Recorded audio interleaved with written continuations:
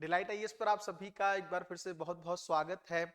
तो तुर्की में एक बार फिर से सैन्य तख्तापलट की कोशिशें अब शुरू हो चुकी हैं। तुर्की के जो राष्ट्रपति हैं एर्दोगन, उन्होंने हालांकि इस चीज को रोकने का प्रयास शुरू कर दिया है, लेकिन तुर्की में बड़े स्तर पर इस बार जो है विरोध प्रदर्शन भी देखने को मिल रहे हैं। कुछ दिनों के लिए तुर्की के राष्ट्रपति जो हैं वो अज्ञात अवस्था में या अज्ञात स्थान पर चले गए हैं। शायद उन्होंने भी मान लिया है कि तुर्की में इस बार सत्ता जो है वो पलट सकती है। काफी लंबे समय से तुर्की के राष्ट्रपति जो हैं तुर्की पर काबिज हैं, सत्ता छोड़ना नहीं चाहते हैं। कौन सी ऐसी घटनाएं हैं जिसके चलते तुर्की में इस तरह की सिचुएशन क्रिएट हो रही है, पूरी डिटेल में जानने का प्रयास करेंगे।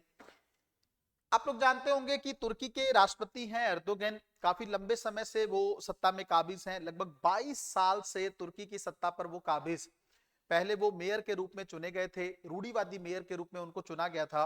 उसके बाद वो देश के प्रधानमंत्री रहे और उसके बाद वो लगभग लगभग 2 सालों से ज्यादा टर्म के लिए देश के राष्ट्रपति के तौर पर भी स्टैब्लिश।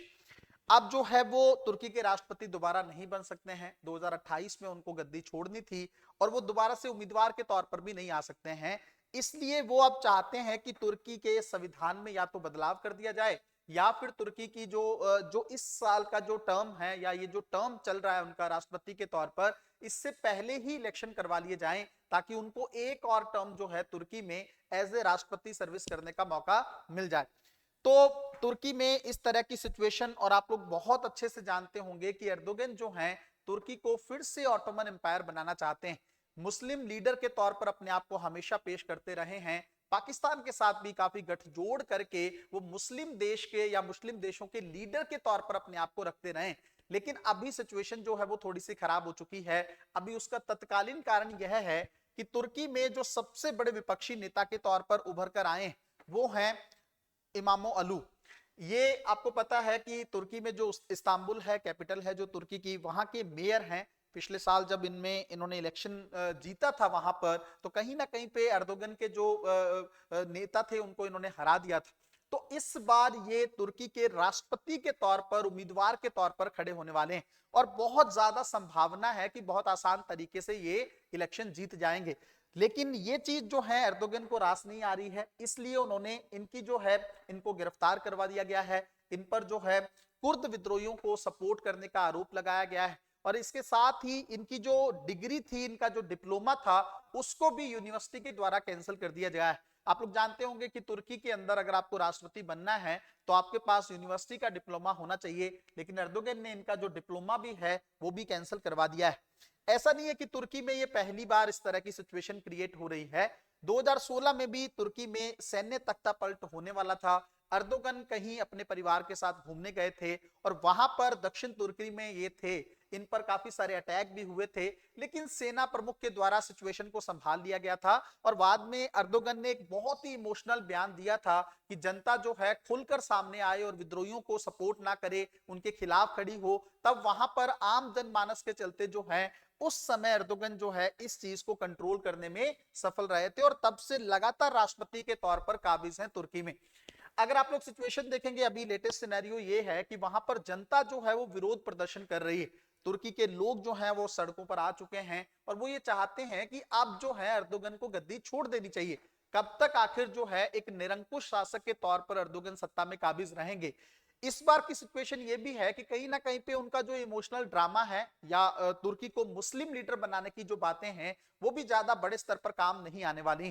तो बड़े स्तर पर लोग विद्रोह कर रहे हैं और कहीं ना कहीं पे तुर्की के राष्ट्रपति ने यह ऑर्डर जारी कर दिया गया है कि जनता जो है विरोध प्रदर्शन अब कुछ दिन नहीं कर सकती है। इंटरनेट को भी वहां पर बंद कर दिया गया है। सिचुएशन काफी ज्यादा क्रिटिकल हो गई। तो ऐसी सिचुएशन में क्या पाकिस्तान की तरफ से कोई सपोर्ट तुर्की को मिलने वाला है?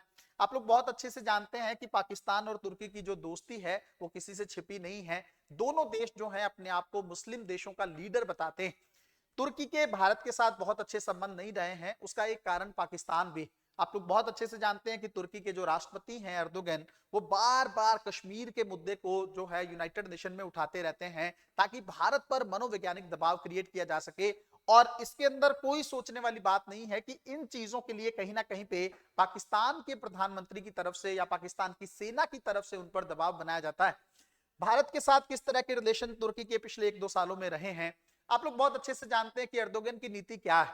वो मुस्लिम देशों का नेता खुद को बताते हैं। ऐसी सिचुएशन में वो कश्मीर के मुद्दे को बार बार उठाते हैं और भारत जो है इस चीज का विरोध करता रहा है कि तुर्की का कोई मतलब नहीं बनता है कश्मीर मुद्दे पर बोलने का, और खास करके कोई भी ऐसा देश जो कश्मीर मुद्दे की बातों को अंतरराष्ट्रीय मंचों पर उठाता है तो भारत को वो ठीक नहीं लगता है। उसका कारण ये है कि हम लोग पाकिस्तान के साथ इस मैटर को द्विपक्षीय तरीके से डील करना चाहते हैं। अब ऐसी सिचुएशन में तुर्की में क्या होने की संभावना है, सबसे पहले उस चीज को समझने का प्रयास करते हैं। आप लोग एक चीज सोच के देखिए कि तुर्की में जो संविधान की सिचुएशन है, संविधान में ये प्रावधान है कि कोई भी वहां पे राष्ट्रपति 2 बार से ज्यादा बार के लिए नहीं बन सकता है। तो अगर तुर्की के राष्ट्रपति को फिर से सत्ता पर काबिज होना है तो वो 2 तरीकों से ही बन सकते हैं। एक तरीका ये है कि वो जो 2028 में उनका टर्म खत्म हो रहा है उससे पहले एक बार फिर से राष्ट्रपति के इलेक्शन करवा दें, एक तो ये चीज। दूसरी चीज ये है कि वो संविधान में ही संशोधन कर दें, मतलब तुर्की के संविधान में संशोधन कर दिया जाए और वहां पर 3 या 4 बार का टर्म ऐड कर दिया जाए। 2 बार वाला जो टर्म की कंडीशन है उसको समाप्त कर दिया जाए या उसको खत्म कर दिया जाए। ऐसी सिचुएशन में वो फिर से राष्ट्रपति बन सकते हैं, जब तक वो चाहे 3 बार लिखेंगे, 4 बार लिखेंगे, जितना भी लिखेंगे उसके अकॉर्डिंग वो राष्ट्रपति के पद पर रह सकते हैं। बट इन दोनों ही सिचुएशन में तुर्की के राष्ट्रपति को एक बहुत बड़ी मेजॉरिटी की जरूरत।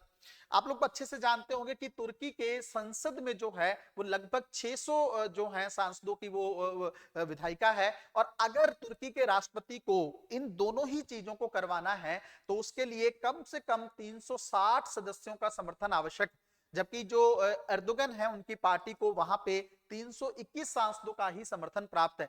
ऐसी सिचुएशन में इन दोनों ही चीजों को करवाना एर्दोगन के लिए बहुत ज्यादा मुश्किल है। इसीलिए उन्होंने विपक्षी नेता को जेल में भेज दिया है या गिरफ्तार करवा दिया गया है, उनकी डिग्री को कैंसिल कर दिया गया है। इसका सीधा मतलब यह है कि तुर्की चाहता ही नहीं है कि कोई उम्मीदवार खड़ा हो। अगर कोई उम्मीदवार ही नहीं खड़ा होगा तो एर्दोगन फिर से आराम से राष्ट्रपति बन जाएंगे या संविधान में चेंज करके वो कुछ चीजों को बदल सकते हैं। तो कहीं ना कहीं पे सीधे तौर पर लोकतंत्र की हत्या है।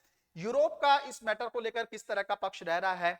यूरोप के देशों ने, खास करके जर्मनी ने बोला है कि तुर्की में जो कुछ भी अभी घटित हो रहा है ये लोकतंत्र के पॉइंट ऑफ व्यू से बिल्कुल भी ठीक नहीं है। किसी भी देश को या किसी भी शासक को तानाशाह नहीं बनना चाहिए। आप लोग बहुत अच्छे से जानते हैं कि ये सिनेरियो सिर्फ तुर्की के साथ नहीं है, अंतरराष्ट्रीय स्तर पर भी देखने को मिल रहा है।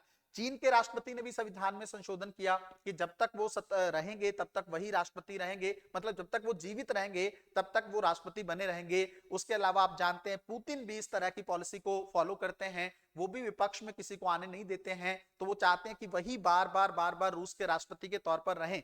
इस बार जो रूस के राष्ट्रपति इलेक्शन हुए थे, चुनाव हुए थे, वहां पर भी हमने इस चीज को बहुत अच्छे से ऑब्जर्व किया था, है ना। तो विपक्ष को कमजोर करने की कोशिशें सिर्फ तुर्की में नहीं हो रही हैं, अंतरराष्ट्रीय स्तर का जो सिनेरियो है उसी चीज को तुर्की भी फॉलो कर रहा है। लेकिन लोकतांत्रिक तरीके से या लोकतंत्र के पॉइंट ऑफ व्यू से ये चीज कतई भी अच्छी नहीं। ये तो आने वाले समय में ही देखना होगा कि किस तरीके से एर्दोगन इस मैटर को डील करते हैं। तब तक शायद अंतरराष्ट्रीय स्तर पर एक छवि क्रिएट हो जाएगी।